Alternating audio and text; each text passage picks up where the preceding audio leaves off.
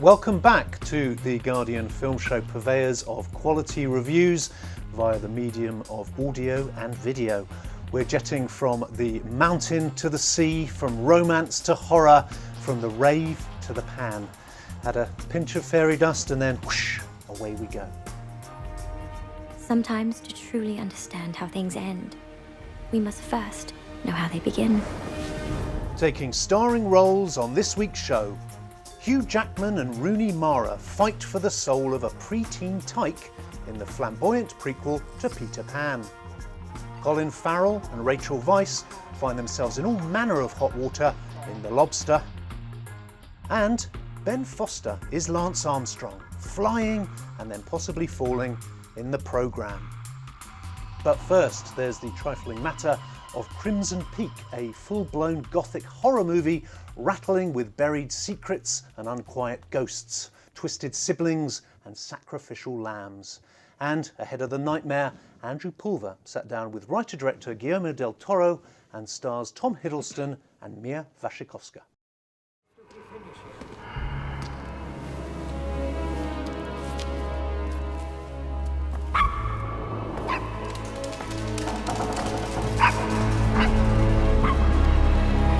Goodness, how many rooms are there? I don't know. Would you like to count them?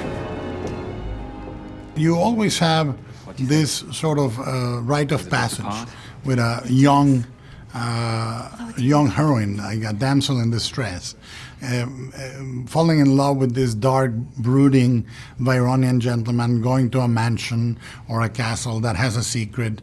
So those things are sort of the linear things that marry Jane Eyre to Rebecca, Rebecca to Dragonwyck, and so on and so forth. You follow that lineage. But what I think is nice about Crimson is it updates some of those concerns. Obviously the violence and the erotic content are a little more than the 1800s, but also the gender roles in the movie are not exactly what you expect. It was important to him to present these archetypes, which he then wanted to confound and subvert, so that he had his own kind of fingerprint to put on that gothic romantic structure.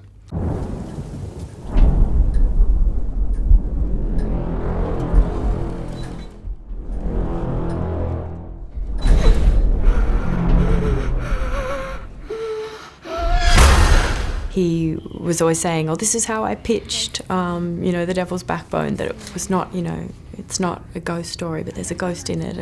And he's got like a really sort of unique approach to the supernatural, I think, in his films. And they're, he always sort of shows them very early on, and they're not really the things that you should be afraid of. It's always the people that kind of cause the most damage in his films. Joined now by my spiritual siblings, Peter Bradshaw and Henry Barnes. Peter, there's a lot of fun to be had in this. It's basically sort of Bluebeard with added bells and whistles, isn't it? There's a lot of bells and whistles. I really liked it. I've been kind of on the fence about Guillermo del Toro in the past, even his much swooned over masterpiece Pan's Labyrinth, which I wasn't sure about, to be honest with you, precisely because of that slightly static pictorial sense that everybody else loves. And that's still in evidence here. I mean, there are some superb visuals in this, really superb design.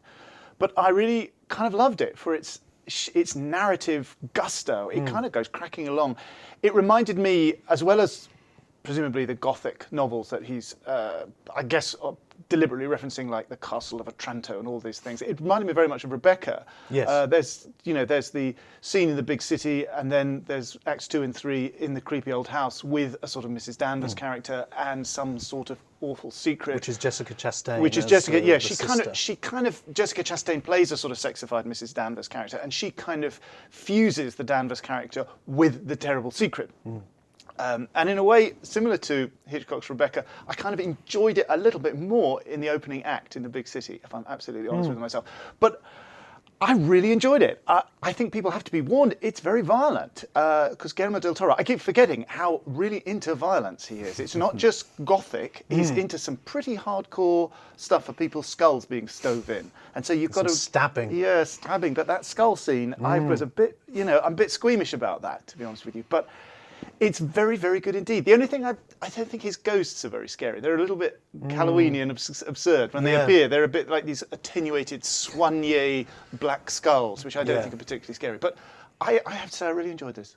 It's kind of unashamedly cheesy, isn't it? I mean, the problem with Pan's Labyrinth was it had this great kind of sense of import, which this sort of doesn't. Exactly. It really doesn't. Yeah, it is kind of camp and silly. And Peter's absolutely right. It's not scary at all. The ghosts, they're familial, basically, and they're supposed to be terrified souls that are coming back and giving warnings. And I guess that's fine because it's a love story at its heart, really. It's a gothic romance more than anything else. And with an interesting switch of the gender roles as well, which I thought was quite good. I disagree that the narrative romps along. I felt that it all kind of, the wheels fell off in the last third for me. And I feel like Jessica Chastain just felt like she was flailing around trying to find a British accent for a start, and then just loses it. I didn't really think that she was great casting, but it looks incredible. And apparently they built this house, which is a massive hole in the ceiling and clay, red clay oozing through the walls and up through the floor. They built that house in Toronto, and the cast spent the time in the house itself. So, yeah, the set design is incredible. His eye for a visual is obviously excellent, and beautiful little scenes of insects, like in his early work, where they have the ants eating the eye out of a wasp, and it's just like really grisly, horrible stuff. So, yeah, the fact that he's got this really nasty R-rated stuff past the MPAA is excellent. And it's nice to see him do something that isn't giant robots smashing the hell out of each other, basically. Exactly. You're not going anywhere. You had a bad dream. You were sleepwalking. No. I'm afraid I shall go mad if I stay. My darling, you're imagining things.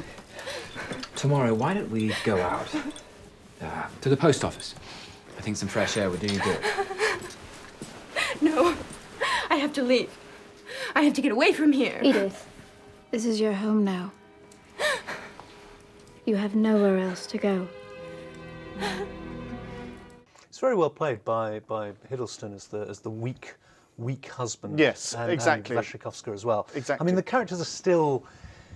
If I have a problem with Del Toro, the characters are so much kind of archetypes that there's not really much behind them, is there? I think he's very reliant on his actors to put something in where maybe he's left something out. I'm not sure I agree that Jessica Chastain kind of loses it. I think she does what it said for her to do on the can, as it were. I think she was sort of fine. I think she's a bit hammy, but I think she was fine. I think Tom Hiddleston is very, very good. I think they've got in him this kind of brilliant sort of almost stage actor with that tradition, which he's kind of brought with him ready-made, like James Mason. It's also a little bit like, I was reminded of Mark Rylance in a 90s movie, Angels and Insects, an adaptation of an A.S. Byatt novel. Similar to that kind of wounded sense of being a misunderstood artist, that he's a good guy who's having to be a bad guy, and he brings to it that kind of slightly pursed-lipped sensitivity, which is terrifically good. I mean, it's exactly like, well, not exactly like, but comparable to Olivier in Rebecca.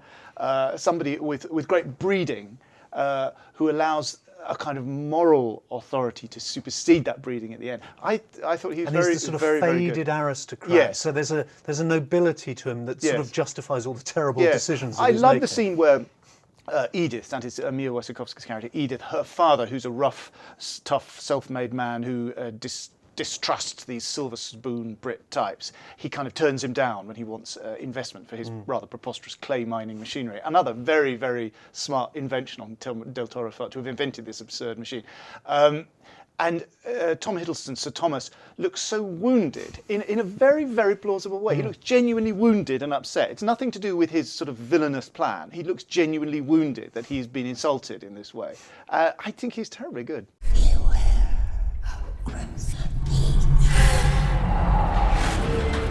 And these rotting walls.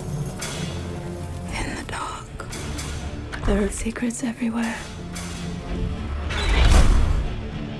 Thomas! Has anyone died in this house? If you're here with me, give me a signal. The beauty and the horror of Del Toro's Crimson Peak. And assuming that hasn't sated your palate, there's horror of a different stripe in our very next film. Singleton's beware! Here comes The Lobster. And here are stars Colin Farrell and Rachel Weisz to tell Ben Lee all about it. Have you ever been on your own before? No, never. Your last relationship lasted how many years? 12. Sexual preference? Women?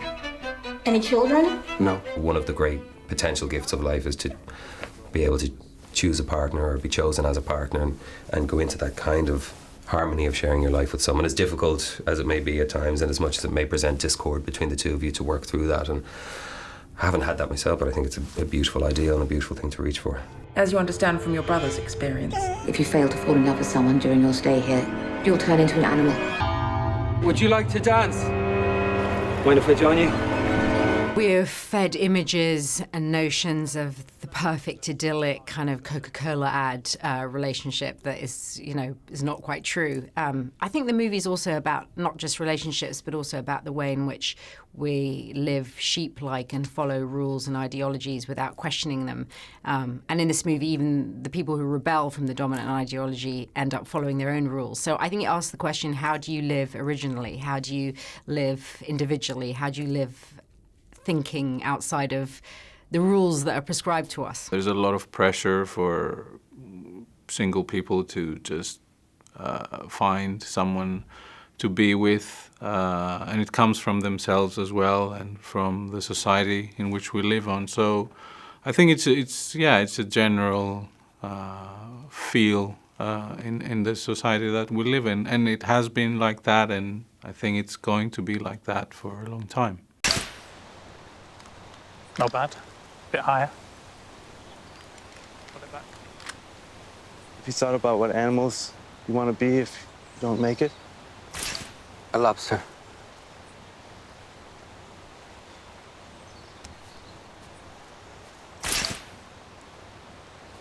I'm going to be a parrot if I don't make it. Why don't you become parrots too? Henry, I thought this was terrific, and I won't hear a word said against it. I'm going to say words against it, Xan. I sound like one of those dreadful music snobs who are like, oh, I like the early EPs, but, now he's gone mainstream and signed to a major label. It's not for me. Lanthimos has, again, done all this stuff before, and I think he's done it better. He did it better in Dogtooth and in Alps. It's about individual eccentricity and how you try and find someone in the world that can understand how weird you are and how strange you are. And can love you for that despite everything, right? And this is kind of the broad-scale, grand rock opera version of that, and including Hollywood stars like Colin Farrell and Rachel Weisz. And it is great, but it does kind of spin on a twist that spins it off into a strange world that has no connection to what went on before, or at least doesn't really seem to draw enough lines between them to make any sense. And well, just to explain that split, the first half is set at this kind of baronial hotel where they need to find a partner, and then there's a very definite split, and it's the kind of flip side. So it's the resistance to that world, that tyrannical police state of coupledom, where the rebels are out in the woods and they're forbidden from flirting. Yeah, that kind of worked for me. I think you needed the counterpoint that's just as hard line and structured as what went before. I think maybe it's supposed to be that the first half is about the pressure of being single, right? The pressure in society to find a mate, to find somebody that you're going to be with, and to be seen to be with somebody as well. The second half is the idea that the grass is always greener, that it's great being single or it's rubbish being married. It's never going to be perfect, and they're never going to even out. And I understand that, but the problem is that his conceit in the first half is so tightly woven and so well done in a way that as soon as it leaves, you're left thinking, well, what actually happened to any of that situation? What happened to these nice characters that you've built up at the start? The first half is better. The first half is better. But the second it is two films, didn't destroy it for me. I mean, regular viewers of the film show will know that I once had a notorious disagreement with Xan on the subject of Alps, his last film, where in an entirely fatuous spirit of contrarianism, I ended up, for some reason, God knows what I was thinking of, almost deriding it, which was completely wrong. It's a good film. I don't know what I was thinking of. So I'm sort of starting off on a kind of on the back foot already with this. I have but as they say, I agree with Hen. I think in the first half of the movie in the hotel, it's brilliant. And you're thinking, God, this animal transformation scene, is he going to be transformed into a lobster? We leave that fascinating scenario and go into this wasteland with a lot of other characters who frankly aren't as interesting and aren't as funny as the ones we saw in the hotel. Nowhere near as funny as Ben Whishaw or Jessica Barden or Olivia Colman. Great in this. Absolutely brilliant. And I have to say, fan though I am of Rachel Weisz, she's a bit bland in this. She is very disconcertingly the least interesting character of all, even though we are asked to make an investment in her as the narrator and female lead. We've developed a code so that we can communicate with each other, even in front of the others, without them knowing what we are saying. When we turn our heads to the left, it means, I love you more than anything in the world. And when we turn our heads to the right, it means, watch out, we're in danger. We had to be very careful in the beginning not to mix up I love you more than anything in the world with, watch out, we're in danger. I did wonder as well if the language is part of a problem as well. It's that because the deadpan delivery of a lot of Lanthimos' dialogue in things like Dogtooth and Alps seems weirder because you're listening to it in Greek for a start and then you're reading it in the subtitles. So there's like a double whammy of this feeling of these weird lines that just hang. Yeah. And here it feels like a lot of these actors have watched his previous films and are doing almost a pastiche of what a Lanthimos actor does. It didn't bother me. And all that of this. felt very awkward. It always of a piece with, I like that kind of dystopian sci-fi story that's in a world that's recognisably our world. Yeah. And that oddness and that slight disconnect all worked in its favour. I agree. Did you catch rabbits? Catching a rabbit is difficult. Thank you very much. Forget your frustrations, become a crustacean. That's Yorgos Lanthimos' The Lobster. And we now move from one transformation to another, and the tale of the cyclist Lance Armstrong, who battled back from cancer to become a multiple winner of the Tour de France. So 3 cheers for Lance Armstrong, except not so fast. He's recovered from cancer and turned into bloody Superman. Why are you so obsessed with this? Why are you not obsessed with this? Ben Foster is Lance Armstrong, and Lance Armstrong is on the programme, loaded to the gills on glycoprotein hormones and flying past his rivals in a fetching yellow jersey. Chris O'Dowd's reporter has his suspicions, but he's fighting lawyers and chasing shadows. I have the money and the power to destroy you. Peter, really compelling performance from Ben Foster. Yes, very, very good indeed. I always think of him as the young kid from Get Over It. I can't get I feel so old. I can't get over it. He's the young kid from Get Over It. In fact, he's a terrifically good actor. He gives a very good performance. Genuinely very, very good. Very intelligent, well-observed performance in this. Basically, I think, kind of straightforward, workmanlike biopic on a medium-sized budget. I would have been interested to see something which maybe tried to get in touch with the complexities and subtleties and the weirdness of Lance Armstrong's story, which I still think hasn't been fully told, even in the Alex Gibney documentary. The fact that, you know, he wasn't lying, he really did have cancer, he really did get over it, he really did raise a lot of money for cancer research, which is still being used. And all those things, they are real enough. Well, they complicate both versions yeah, of the story. they do. They tug each one towards a sort of centre ground, don't they? The idea that, well, he's using that as a kind of sense of, as an alibi and a platform of entitlement, which meant that nobody dared question him. And all that is absolutely true. It really is true. I would have been really interested to see another way of looking at this story, a more indirect way of telling this story, maybe of making the Chris O'Dowd character and his character equals in a kind of face-off situation, more about the journal, more a kind of All the President's Men style journalism story, or about his relationship with his teammates. It'd be interesting to see how Bennett Miller, who made Moneyball and Foxcatcher, would have handled this film. I think he would have broadened it out in a more indirect and a more seductive way in some ways. And made everybody more compromised. Yeah, exactly. Whereas Lance Armstrong is the bad guy, and that's it. He's centre stage, and he just goes powering through. And Ben Foster does a very good job of creating that glassy-eyed, pop-eyed, fanatical decision that he is going to win. And he's going to win, he's going to take better drugs than everybody else, and he's going to conceal it better, that he doesn't see any contradiction in his own cheating, and admitting that he's cheating is to lose. Did I get tested by him? Did I go there and get consulted on certain things? I mean, perhaps. So you did.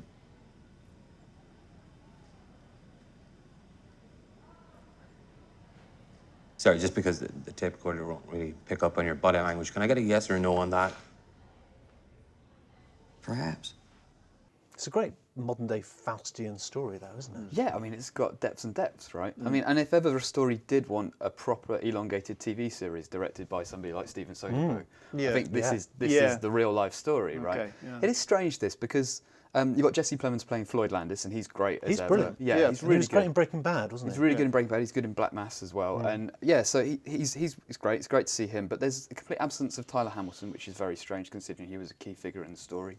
There's also, and Friz has said this, a complete lack of interest in cycling, which, as someone who loves cycling and loves the story because it's about the intensity of cycling and how this is the toughest sport in the world, the toughest race in the world, surely that plays into part of why Lance Armstrong was doing this stuff. It wasn't just about, well, it was about winning, but it was about winning cycling, which is seen to be the hardest thing that you can do. So quite odd that. And also, Frizz and his cinematographer have this incredibly annoying restlessness, essentially, where they'll put like sun glare through an actor's performance or move the camera around the crazy Dutch angle stuff. And if you're going to tell the story straight, you're going to tell it plain, just tell the story. There's no need to gussy it up with this silliness that they do. So, I mean, I did like it. I thought Foster's performance is excellent. I'd be surprised if he's not nominated for something come awards time. Is it a big enough film for him to be I think it's a big enough running performance to stand out of the film itself. Okay. There's been a lot of talk about Foster taking drugs like Lance Armstrong did to get into the character, which is silly. He shouldn't have done it, and it kind of detracts from the performance, which is great in itself. So yeah, I think he deserves. You think it's silly? You think that it's unnecessary? I mean, yeah, why would you endorse behaviour that has caused many, many people in this story to be absolutely miserable and has caused suffering across the board? A lot of people have said to him, you know, I lived this. I lived this for years, and Lance Armstrong bullied me like crazy because of these very drugs that he said he never took. And then for an actor to come along and say, oh, I'm going to take the drugs and see what they're like. You know, I understand why you do it for the method of the thing, but it does seem a little bit sort of daft. A little bit callous, maybe, to the people who are involved. He may not be, as they say, on oath when he says that he really did take them. I mean, he might have tried them. But even to use it as a story, even as a story, it's a bit off. Thank you. No, thank you. I appreciate that. It's an important question. Perhaps there was a problem in the past. But now, they test for drugs all the time. What we all have to do is fall back in love with cycling.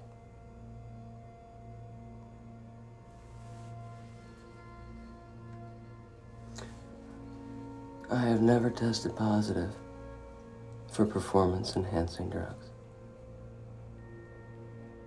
Stephen Frears providing the dope on Lance Armstrong.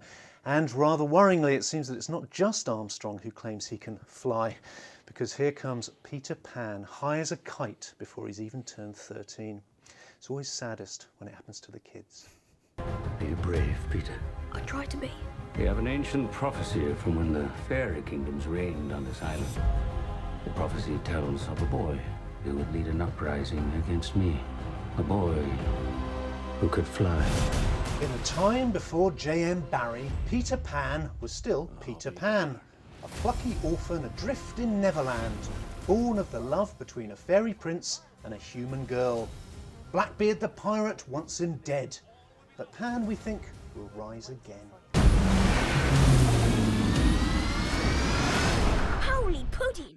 Peter, where to begin? It's a bit screechy. It's beyond screechy. It's beyond screechy. It's a living death, basically. It's one of those films that the minute it starts, you realise that a huge amount of time and money and energy has been expended on something which is wrong from the word go. It's like the feeling I had in the first frames of The Last Airbender or John Carter on Mars, a sense of literally airlessness, that I just couldn't breathe. It was so appalling. There is something, I think we need to have some sort of arrangement about origin myth reboots, which are just lazy and parasitic and rubbish, which presume to junk all of the ideas of the original, use their characters, and then flesh it out with lots of rubbish. Just terrible. The idea is this is set in a deeply annoying, picturesque World War II London orphanage setting, and the idea that Peter, who is supposed to be a special one, a prophesied one, whose mother's name is Mary. OMG, Mary. Oh dear. It's literally OMG, exactly. He, of course, is taken out. There's lots of dialogue like, have you lost that boy? Yes, he is one of the lost boys. They say, oh yes, I get it. Yeah, like the original. Oh my God, it's a nightmare.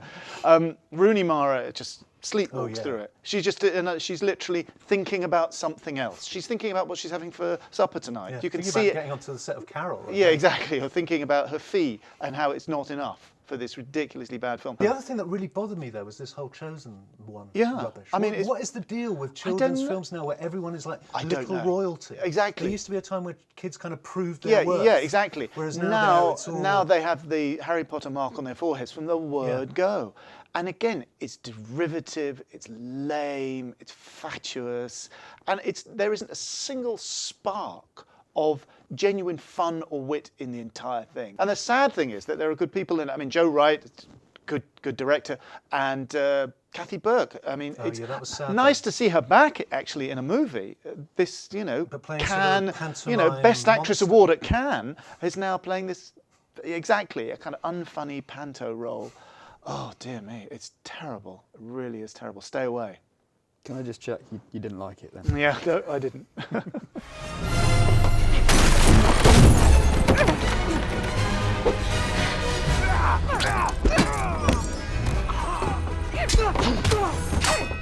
Mind if I cut in? That's Joe Wright's All Wrong Peter Pan prequel. And with that, we've flown from the Peak to the Lobster to the crocodile's jaws. My thanks to you for the watching and to Peter and Henry for the jawing. That's it from us. Back next week. Gotta be careful around these people. CIA is not supposed to work this side of the fence. Peter, this certainly has some sort of urgency and pace about it. It really does. When I sat down to it, I thought, and I've watched it twice now, I thought it has to be based on some New York Times bestseller.